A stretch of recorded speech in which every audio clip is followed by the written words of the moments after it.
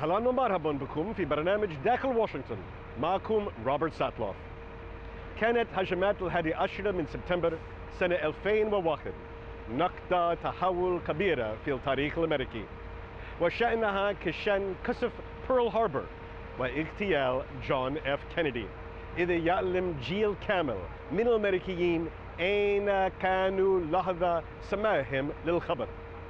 كنت أنا في منهاتن في ذلك اليوم المصيري، وقد حفرت في ذهني ذكرى النثر إلى الخارج عبر نافذة جنوبية من الدور السادس وثلاثين لمركز روكفلر في اللحظة التي ضربت فيها طائرة مركز التجارة العالمية ورؤية اندفاع أول سحابة دخان.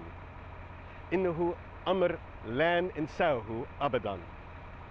في هذه الحلقة الخاصة من برنامج داخل واشنطن ندخل إلى البيت الأبيض ونتفحص وضع العرب والمسلمين في أمريكا بعد مرور 10 سنين على هجمات 11 من سبتمبر مع ضيفتنا المستشارة الأولى للرئيس أوباما Valerie Jarrett. Welcome back to Dakhel, Washington. We're sitting in the old executive office building on the grounds of the White House, talking with Valerie Jarrett. Thank you for joining us today. Welcome to the White House. Thank you. What will the president's message be, his principal message to the American people on September 11th? Well, as you know, it's been 10 years, and our country has come a long way over the last 10 years, but it's important that we remember those who sacrificed their lives on that day. And as we know, it was a diverse group of people from all over the world, all ethnicities, all religions, all faiths, who perished on that day. And so the message, first and foremost, will be in honoring them, a tribute to them. Does the president have a special message for Arab and Muslim Americans for that day? Well, I think what he has said over the course of his presidency, and certainly preceding his presidency as well, is that Arab Americans, Muslim Americans are Americans too, Americans first. We celebrate the diversity of our country. It's what strengthens our country, but we also all come together as Americans. And so a day such as that, when so many Arab Americans, Muslim Americans sacrifice their lives as well, and that's something that's so important to get out, that people from all faiths, as I said, all religions, all ethnicities perished on that day. And so we need to recognize that, we need to understand it, that it was an attack against America. And many people from all over the world, actually, who were visiting perished on that day as well. And so I think we have to honor and give tribute to those who made the ultimate sacrifice in New York, in Shanksville, and also, of course, in the Pentagon. How is the White House structured to engage Arab and Muslim American communities? How are their views represented? And now you're on my favorite topic. Exactly. We have an Office of Public Engagement, as you know, and we do outreach extensively to a wide range of constituencies across the country. And the Arab American, Muslim American community is one that we stay very close in touch with. We bring them in to talk about a whole range of issues. The president's philosophy is that this is a government that should be closely aligned with the people we represent. And the best way to do that is for us to listen, to engage. And what we find is they're interested in a whole range of issues, not necessarily just issues pertaining to being Arab or being Muslim, but issues that every American is concerned with, from housing to the financial crisis to what are we going to do about creating jobs and strengthening our economy. How are they treated within their communities? What are we doing working with the Justice Department to make sure that they're treated well, respecting their rights as we fight for everybody's rights? And so there's a whole wide range of issues with which we engage, at the same time as we celebrate what's unique to the culture or to the religion. And so, for example, just a few weeks ago, we celebrated Ramadan by having our iftar dinner at the White House. The president has continued the tradition that many presidents before him began and celebrated, and I had a chance to attend the dinner. It was a wonderful celebration. People of all faiths came as we broke the fast. And so I think we work very hard through the Office of Public Engagement to engage, to listen, to consult on issues both domestic and foreign policy, to make sure that the president's policies and programs are fully informed by the community. And is this a similar procedure one would use with a range of religious and ethnic Yes. populations? And the Office of Public Engagement has a full staff that engages broadly with people, again, around the country and around the world. We had a Muslim entrepreneur event here in the White House soon after the president returned from Cairo. I had the privilege of traveling with him to Cairo as well. And one of the things that we heard when we were over there is that entrepreneurship is something that's very important, and we wanted to follow up on the president's commitment to bring people here and to really focus on entrepreneurship. I was particularly interested in women entrepreneurs, and we shared best practices, and I think it was a terrific event. And so I think the possibilities are endless, and we really want to go where the people direct us to go and focus on the issues that are most important to them. In recent months, a number of world leaders, especially in Europe, have been speaking in public about their views of integration and assimilation and identity of their Muslim communities. What is the administration's view of how we have progressed in our country, and if there is a model that works for us in terms of integration and assimilation of, say, Arab and Muslim Americans, but even more broadly, groups coming from abroad? Well, I think part of what makes the United States different and strong and vibrant is that we can both celebrate our diversity, learn and appreciate our differences, but yet find that common ground. We are all Americans, but we all come from different places. We all have different backgrounds, different religions.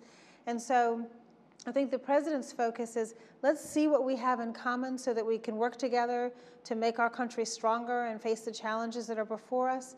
But let's also learn and celebrate and appreciate our differences. And we are a country that not only appreciates differences, protects differences, and fight hard to protect the civil rights of everybody so that they can celebrate their religion, so that they can speak freely. But we also have to have a society of tolerance and appreciation. And I think that's what the president's approach has been, and I think that's what has historically made the United States such an incredible place to live. And the reason why so many people from the Arab and Muslim community, as well as many other communities around the world, have gravitated to the United States, because you can do both. You can be an American, but you can also be a Muslim American. You can also be an Arab American. And that's what makes us so special. I come from the state of Rhode Island, which is the birthplace of religious tolerance in the United States. So I want to ask you about the state of religious tolerance in America. What's working well? Where do we need to do better? Well, I think as a general proposition, it's working well. I think what you find in the media and what you find that's particularly painful to any community is when there are acts of intolerance and acts of violence or destruction based on discriminating against either religion or ethnicity or faith or whatever basis of discrimination there is. And so I think we have a ways to go, and part of it is through our Office of Public Engagement by bringing people who are diverse together and find their common ground. And I think often, I grew up in Chicago. Chicago is a city of neighborhoods, and it's a city that historically was very segregated. And what we found in recent years is as the city has come together and as people start talking to one another, that's when they begin to appreciate just how much they have in common. And they can learn about the differences, but still find that common ground. I think as a country, we still have a long way to go on that front. But as a general proposition, I think the United States is accepting, and it's tolerant, and it's inclusive, and that's certainly what the Obama administration is all about. And it's a work in progress. We still have a ways to go, and I think we constantly look for ways of moving the ball forward in that arena. I think one American state, the state of Oklahoma, is about to vote on a controversial issue of prohibiting the use of Islamic law, or Sharia, as a source of judicial rulings. Is this an issue on which, at the federal government, the administration has a view? Well, you know, I defer to the Justice Department on that, but I think as I would take a step back and repeat what I said earlier, and that is that we have to figure out ways where we can celebrate and recognize and respect our differences, but yet go along with the laws of the land. And I think that that balance is easily achieved. When the president speaks on anniversaries like 9/11, will he be speaking in a language of faith, a language of history, a language of patriotism, or all of the above combined? Well, you know, it's actually too soon to tell because the speech is a work in progress. He's still preparing it, and I haven't seen the final draft yet. But I think one of the president's gifts is to be able to speak in a language where everyone can relate and everyone can feel as though he's speaking directly to them, and that it's an inclusive and it's a message that tends to resonate quite broadly. And so I don't want to predetermine exactly what the direction of his message would be, but knowing him as I do, I know it's one that's going to resonate. I know it's one that's going to be most closely touching those who lost their loved ones and who will be present for the ceremony or who will be in the listening audience. It is with compassion for them in mind that he's attending all three locations where people did perish. And I think we have to constantly remind ourselves about that sacrifice. And it also says a bit, and I wouldn't be surprised if his remarks commented about the resilience of the American people. And I think that's our strength. And that's what allows us to really fight terrorism, is that we really are strong and we're resilient and we pull together. If you see how people responded that day, not just in the United States, but around the world, people who volunteered, who came from across the country to pitch in and help and see what they could do, that's the American spirit. That's the will that I think the president will certainly remark upon that day. We'll be back with Valerie Jarrett to talk more about the role of Arab and Muslim Americans in just a moment. Valerie B. Jarrett is the senior advisor to President Barack Obama. She is also chair of the White House Council on Women and Girls, and she oversees the offices of Intergovernmental Affairs, Public Engagement, Urban Affairs, and Olympic, Paralympic, and Youth Sport. Prior to joining the Obama administration, she was the chief executive officer of the Habitat Company. She also served as co-chair of the Obama-Biden transition team and was senior advisor to Barack Obama's presidential campaign.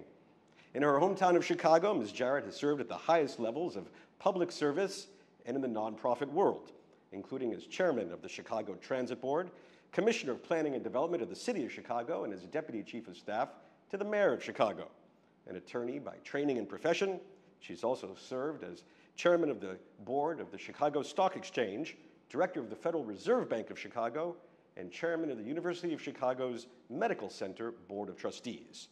Ms. Jarrett received her undergraduate degree from Stanford University in California and her law degree from the University of Michigan Law School.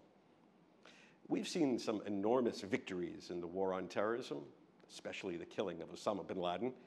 We've also seen a worrying trend here at home about the rise of homegrown terrorism and radicalism. In broad strokes, how would you evaluate this trend? Well, I think the Obama administration has done an amazing job of being vigilant and disciplined and tenacious and making this a top priority. Keeping America safe is the first priority of the president as commander-in-chief and as the president of our country. And so I would give his administration very high marks. But this is not something that you can ever be complacent about. You can never drop your guard. And there are men and women all over the country, in fact, all over the world, who are fighting on our behalf each and every day to keep America safe. We owe them an enormous debt of gratitude for their vigilance, their diligence, and their sacrifice, not just them, but also for their families. In trying to address the radicalism problem here in the United States, do Arab and Muslim American communities have a special role to play? Well, of course they do. And I think that making sure that we're engaged in sharing information at the local level, they can often provide information, very valuable information, to law enforcement officers if information crosses them. But they have to feel as though they're a part of the community. And they have to feel that if they come forward, they're going to be protected by law enforcement, and that they're going to be benefit from giving whatever information they have. And so, yes, they do have a special role to play, but everybody has to play that role. And I think that that's, again, why it's so important to keep the dialogue open and make people feel safe, make folks who are Arab American and Muslim American understand that our Justice Department is fighting for their civil liberties just the way it fights for everybody else's to protect them. And that if you have that bond of trust, that's really where we can make the most amount of progress. And so, yes, they can make a huge contribution. Since 9/11, one of the great debates in American society has been the balance between national security and civil liberties here at home. Where would you put that balance right now? Do we need to tilt one way or the other, or do you think we have it just about right? I think the president has it about right, and it is a delicate balance. And I think that we have to remember that, again, what makes the United States so special, so different, is that we protect civil liberties, that we do accept diversity, that we do let people follow their religions, their faith, recognize their uniqueness, but they have to do it in a way that, again, abides by the laws of our land. And so keeping that balance in the exact right place is what keeps the United States occupying the place it does in the world in terms of its reputation. But it's something you have to constantly be asking yourself over and over again. And I think part of what the president's challenge to his national security team is to make sure that we get that balance just right, and to be in partnership with the Justice Department and other agencies, and constantly challenge ourselves to think of new and creative ways of keeping ourselves safe while we allow people to have the civil liberties that we so enjoy here in this country. Earlier you mentioned that you had the privilege of traveling with the president to Cairo. And I think it's fair to say one of the earliest initiatives of the administration was to hit the reset button with Muslim communities around the world. Yes. Does the administration think that this has been successful, and how does it judge any change or improvement in those sets of relationships? Well, I think we have a terrific relationship with both the Arab and the Muslim community here in the United States as well as around the world. That day in Cairo always makes me smile. I'll never forget what it was like to see the president stand up and speak and be so well received, and have a message that was really such an important message to be heard. And I think it was the beginning. He gave a Nowruz message soon after he was elected as well, speaking really directly to the people of Iran. And I think it was intended to say, we may have differences with our government, but people are people. And let's work together to find that common bond and to show the respect that he has for the traditions that were so important to the people of Iran, and to send a very positive message, and to say, look, this is about one world, and we can all get together in one world and occupy the same planet and figure out ways of getting along. And I think when he went to Turkey, when he went to Cairo, I also had a chance to travel with him when he was in Indonesia recently, large Muslim populations. And it's intended to send a very positive message that America wants to engage. America wants to be a partner. America wants to learn and have a back and forth, because that's what's going to make us stronger, and that's what's going to actually make us better. Has there been a sort of positive reverberation of outreach abroad to Muslim communities, to outreach domestically to Arab and Muslim communities? Yes, I think we've done both very well. I think we've done both domestic and international. We've encouraged people to come to the United States, whether it was the Entrepreneur Summit that we had at the White House, or a wide range of other events that have been sponsored by the White House, the State Department, other agencies here in Washington as well as around the country. And as well as when the president travels overseas, I think it's again intended to send a very positive signal about our willingness and interest and enthusiasm, passion about engaging. If we were to meet 10 years from now, on the 20th anniversary of the September 11th attacks, what do you hope would be a different tone or a different message that Americans would have about the intervening 10 years? Well, I think the work in progress part that I referred to earlier, increasing tolerance, increasing knowledge and acceptance and appreciation for the fact that diversity is a strength and that it's a good thing, and that it can strengthen our country and make us all better. And so that's the continuum that we're on, and we still have a ways to go, but I think we should also be willing to say, yes, we have come a long way, while we still recognize there's more progress to be made. This show beams out to 25 million Arab viewers around the world, and it's designed to explain how Washington works or doesn't work, as the case may be. Is there one misconception that you think people abroad may have about our political system or our politics that you think is important to repair what would that be? Well, I will tell you, one of the strengths of America is we're very transparent and we're very open, and you see what there is. I think the one thing that I would say to the Arab world is that the President of the United States remains optimistic. We had a really tough summer. I think everyone around the world was watching the theatrics in Washington with the debt ceiling issue, an issue that should never have been an issue. And they must have been scratching their head wondering, my goodness, can't these folks get along and figure out how to work on behalf of the people they represent? Our president believes we can do that. He just firmly believes, and he'll be speaking this evening, addressing the country before Congress, and it will be a message of optimism, a call to action, encouraging our Congress to work with him to fight on behalf of the American people who so depend upon us to do that. And he hasn't given up yet. And I think sometimes people wonder, how on earth can you continue to do this? And it's important that they know that he is strong, he is determined, he is absolutely convinced that Washington can and should work, and he's not going to give up on them. Valerie Jarrett, thank you very much. My pleasure. For joining us in Dakhel, Washington. Thank you so much. Thanks for having me. بهذا نصل إلى نهاية هذه الحلقة الخاصة من برنامج داخل واشنطن. إذا كانت لديكم أي استفسارات وتعليقات حول برنامجنا، وخاصة حول دور العرب والمسلمين في الحياة الأمريكية، أرجو أن تتصلوا بي مباشرة على عنوان البريد الإلكتروني insidewashington@alhurra.com. معكم روبرت ساتلوف. شكرا لكم وإلى اللقاء.